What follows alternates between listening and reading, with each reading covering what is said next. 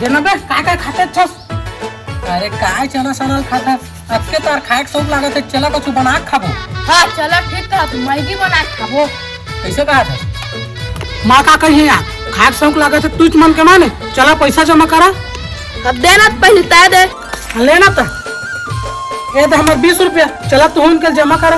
ये तो मोरदास यार रहा देखा नहीं था। हाँ ये तो मोरा दास। हाँ तुमन प्याज और मिर्चा काट के रखा, तब तक मैं दुकान ले लेकर आता।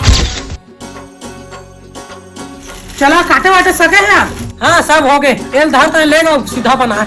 हाँ बे लेकिन महू तो मैगिल बना नहीं जाना। हाँ तो हमून तो बना नहीं जाना, तब कैसे करबू।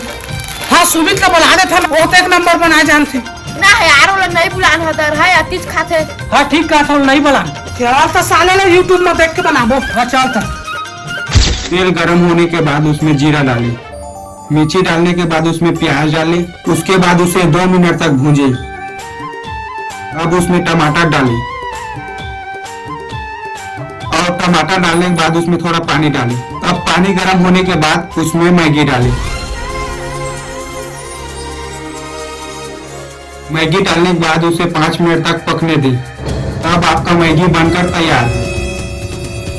अब पीछे मुड़े। कैसे पलट की कारी अरे कैसे खाज के जो हम पहुंच जाते मैगी खाता चल